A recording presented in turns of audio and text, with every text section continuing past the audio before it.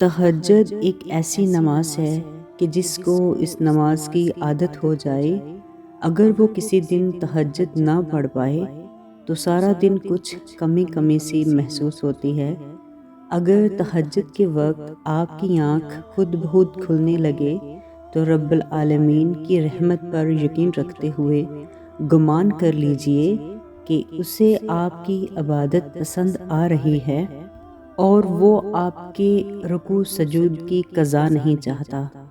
تہجد وہ واحد نماز ہے کہ جس کے لیے اذان کی آواز مسجد سے نہیں سیدھے دل سے آتی ہے۔ یہ ہماری نیتوں کو پاک کر دیتی ہے۔ اس نماز کو ادا کرنے سے پہلے وضو سے لے کر نماز ادا کرنے تک لگتا ہے کہ ہم پاک ہو گئے ہیں، کوئی گلہ شکوہ نہیں۔ جیسے اللہ نے چن لیا کسی گناہ گار کو، جیسے گناہوں سے لت پت انسان کو راہ راست پر لانے کی کوشش کی جا رہی ہو، جیسے اللہ نے کن فرما دیا اور فرشتوں سمیت پوری کائنات فیکن ہوتا ہوا دیکھ رہی ہو۔